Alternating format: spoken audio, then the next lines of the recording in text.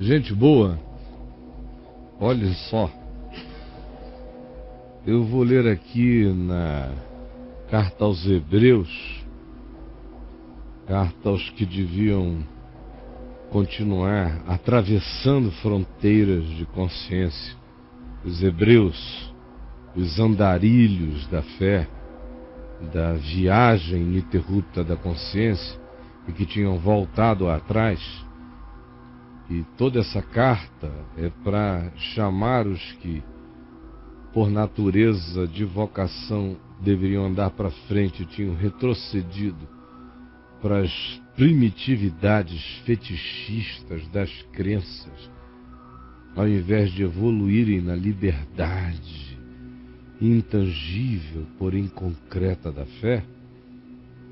É a esses que se escreve. E aqui no capítulo 9, onde eu lerei, onde o argumento, justamente porque eles eram judeus e estavam retrocedendo para a religiosidade fetichista do templo, dos sacrifícios, dos bodes e touros, dos altares, é que o capítulo 9 nos fala acerca disso com as seguintes palavras, dizendo: ora, a primeira aliança, aquela de Moisés, também tinha preceitos de serviço sagrado e tinha o seu santuário terrestre, primeiro o tabernáculo, depois o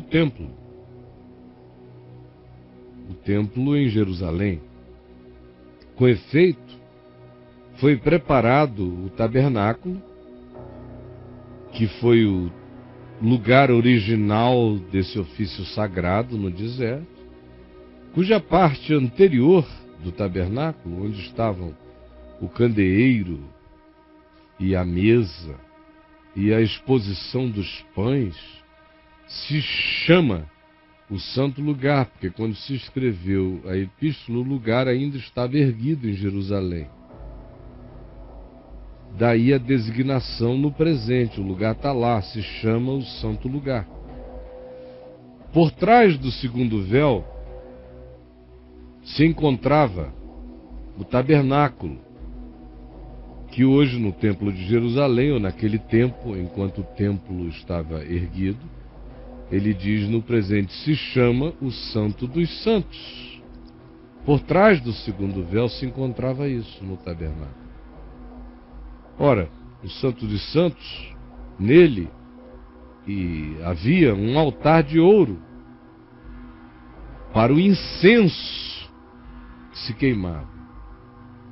E lá também estava a Arca da Aliança, com a vara de Moisés, as tábuas da lei e uma porção do maná.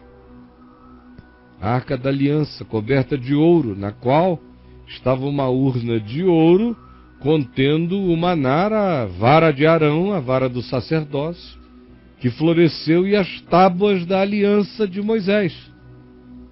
E sobre ela, a arca, havia as esculturas dos querubins de glória, que com a sua sombra cobriam o propiciatório, o lugar dessa oferenda, dessa oferta. Dessas coisas, todavia, não falaremos agora com vocês, pelo menos não falaremos pormenorizadamente.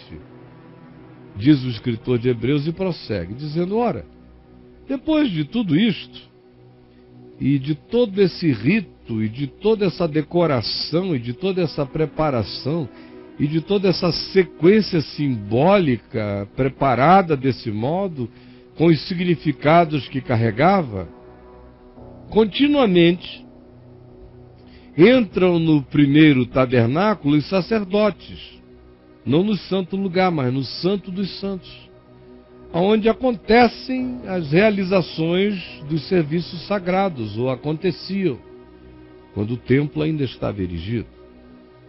Mas no segundo lugar, atrás do segundo véu, no ambiente mais íntimo, chamado de Santo dos Santos, Não havia movimento de rotinas em frequência. Apenas o sumo sacerdote, sozinho, uma vez por ano, não sem sangue, ou seja, levando sangue, oferece. O templo ainda estava erguido, o verbo é no presente. Oferece por si e pelos pecados da ignorância do povo, o sangue que carrega lá para dentro. Querendo com isto dar a entender o Espírito Santo, por metáfora, por parábola, por analogia, por arquetipia, que ainda o caminho do santo lugar não se manifestou, porque enquanto a estrutura for aquela, o lugar íntimo de Deus não se manifestou para aquele que vive os continimentos, as divisões, as separações, as departamentalizações propostas por essa arquetipia, por essa montagem, por essa arquitetura de templo que quer carregar um significado de natureza espiritual. O templo carregava a seguinte mensagem: o homem chega até aqui, o homem fica do lado de fora, no átrio. Os que penetram o santo lugar são alguns profissionais da representação dos que não entram. E os que entram no Santo dos Santos é um só, que faz isso uma única vez no ano, nesse lugar intimíssimo. Portanto, se diz, o Espírito Santo estava querendo dar a entender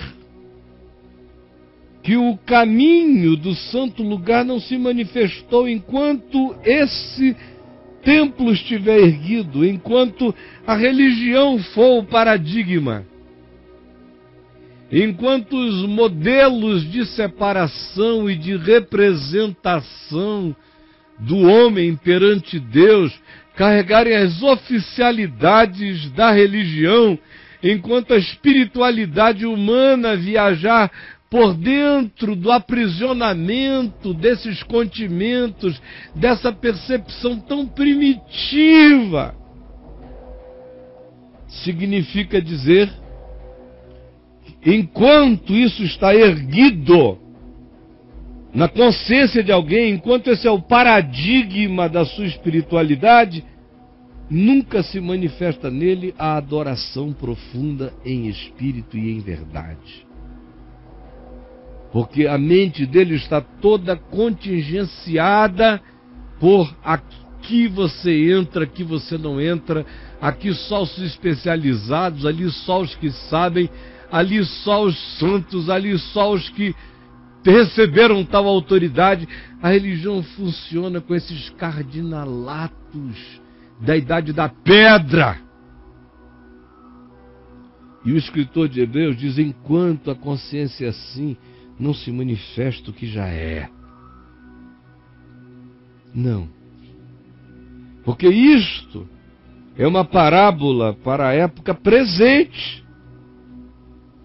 Nós estamos hoje vivendo o encontro dessas duas percepções, dos que já entenderam e transcenderam e dos que continuam contingenciados e presos. Tem gente adorando a Deus em espírito e em verdade, e tem gente na idade do templo. É uma parábola para a época presente. E segundo esta parábola, se oferecem assim hoje, nos cultos da religião, dons, sacrifícios, campanhas, barganhas, oferendas, trocas. Embora esses sacrifícios, oferendas, esses cultos, no tocante a solucionar a consciência com paz, seja num templo consagrado a Jesus, ou seja num terreiro consagrado a quem quer que se o tenha consagrado, nada disso traz paz à consciência. Sim, eles são ineficazes para aperfeiçoar o que presta o culto. Por isso ele continua irresoluto, angustiado, sem solução, incompleto, insatisfeito. Não se completou do ser dele o caminho para dentro do Santo dos Santos em Cristo. Ele não encontrou ainda o descanso uma vez e para sempre no que Jesus está feito. A consciência dele não repousou na serenidade eterna de saber que todo escrito de dívida que havia contra ele foi rasgado e encravado definitivamente na cruz. Portanto, todo esse arcabouço, esse aparato com o qual você tenta se enganar nos tabernáculos da sua primitividade espiritual, são ineficazes para aperfeiçoar aquele que presta o culto, que só é aperfeiçoado na intangibilidade de uma consciência que amadureceu na fé, sem fetiches e sem barganhas, e adora a Deus em espírito e em verdade. Portanto, essa consciência entendeu que essas coisas não passam de ordenanças da carne, por isso não pacificam o espírito. São absolutamente relativas, por isso não planificam o ser. São só simbólicas, por isso não atendem à demanda de significado profundo da alma. São apenas cenários, não são essências. Por isso, não aperfeiçoam aquele que presta o culto. São só ordenanças da carne, baseadas somente em comidas, bebidas, ofertas, dinheiro, diversas abluções, impostas até o tempo oportuno da reforma que já houve. E aqui ele diz: a reforma já chegou. Quando ele prossegue, diz: quando, porém, veio Cristo, Jesus, como sumo sacerdote de bens já realizados, já consumados, já feitos, está consumado, está pago. Sim, quando veio Cristo, mediante o maior e mais perfeito tabernáculo, que não foi feito por mãos humanas, ou seja, não desta criação, mas o seu próprio corpo, o seu ser, o seu ente inteiro. Este é o tabernáculo do culto. Ele é o templo ambulante de Deus entre os homens, o santuário de Deus com os homens. Não por meio de sangue de bodes e de bezerros, ou de relatividades dessa criação, de simbolizações. Não, em Cristo as simbolizações acabaram. Mas pelo seu próprio sangue, Ele entrou no Santo dos Santos. Não que diante de Deus tem uma caixinha chamada Santo dos Santos, isso é uma simbolização para a percepção humana. Ele entrou no Santo dos Santos, Ele nos justificou, nos cobriu. Para não usarmos a linguagem do templo, Ele afirmou pela sua justiça a minha justiça, apesar da minha injustiça. De uma vez por todas, obteve para mim eterna redenção para além de toda questionabilidade. Estabeleceu a graça como bem absoluto no meu ser. Portanto, gente, se o sangue de bodes e de touros lá no templo de Jerusalém, a cinza de uma novilha, aspergida sobre os contaminados, os santificava simbolicamente, enquanto Jesus não tinha vindo, apenas como paliativo psicológico para a alma culpada, quanto mais agora, quando nós somos justificados pela consciência do sangue de Cristo, pelo Espírito eterno, pela certeza absoluta. Por que conscientes disso não servimos então ao Deus vivo,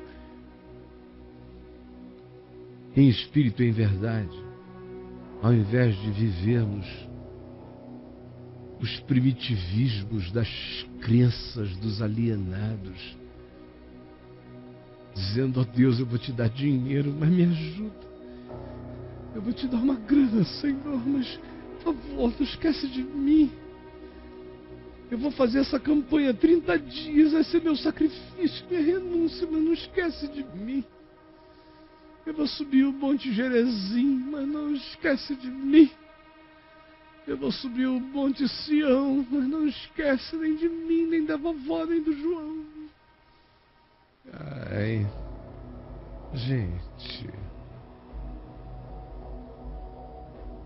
é de Cristo, é do Cordeiro Eterno, é do sangue absoluto que acabou com todas as relatividades. É dele que estamos falando. Isso aqui se diz que a consciência não vai encontrar paz enquanto quiser as soluções de bodes e de touros, enquanto quiser se satisfazer com as mecânicas litúrgicas do templo, enquanto imaginar que a obra de Deus consiste numa magia de sequências espirituais e não no que Jesus fez, consumou e acabou definitivamente na cruz. Tetelestai, está pago, está consumado. É por isso que você sofre, porque bodes e touros não vão lavar você. Porque os cultos das suas oferendas são apenas cenografias e presépios de representações desejosas de paz, mas culposas de um coração que não se apropria nunca da única realidade concreta. A única coisa concreta para quem fala de Deus é tomar posse pela fé de bens não concretos, espirituais. Mas você só se apropria disso pela fé, porque assim como a minha mão está para o meu corpo, a minha fé está para o meu espírito. É com a fé que eu tomo posse dos bens imateriais do espírito, da paz, da convicção, da certeza de que foi feito para sempre e não tem repetição. Eu não serei mais repetido. Em Cristo eu estou acabado para a vida eterna. Eu estou completo. Eu estou coberto. Na história eu continuo crescendo de relatividade para maturidade, mas em Cristo eu já sou quem eu fui feito para ser. É por isso que eu não desisto, deixando coisas que para trás ficam, eu prossigo para o alvo, para ser quem em Cristo eu já sou. E sei que fui chamado para ser. Por favor, ó Espírito Santo, tem tanta gente servindo a Jesus sem paz. Tem tanta gente que quer encontrar Deus no templo, quer encontrar Deus na organização, na instituição, nas sequências litúrgicas, nas novenas, nos ritos, nas oferendas, nas catedrais e nos terreiros. Tanta gente querendo segurar a Deus em algum pedaço de coisa, ou prender Deus a um contrato. Por favor, Jesus, que o Espírito Santo nos salve de tamanha idiotice a qual temos estado presos, e que Ele nos convença agora de que tudo já está feito, que todos podem orar, todos podem receber, todos podem ser curados, tudo é de graça, não há preço humano nenhum a ser oferecido como barganha. Já está tudo pronto, eu só tenho que tomar posse. O resto vai ser desenvolvimento da minha vida grata diante de Ti, nada além disso. Por favor, Jesus, demole os altares da burrice espiritual na nossa mente. Tira o véu dessa burrice do nosso entendimento e quebranta-nos hoje, amolece-nos na graça e no entendimento. E ajuda-nos a perceber que enquanto estiver esse tabernáculo erguido na cabeça da gente, a graça não se manifesta. Enquanto a gente, tendo sido iluminado, prefere todavia a sombra e não a luz, a graça não se manifesta na gente.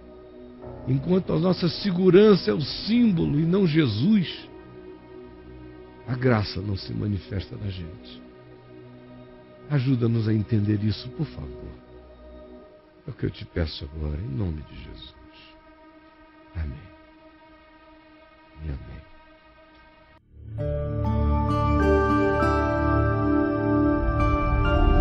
Vem me ver TV. O canal é você.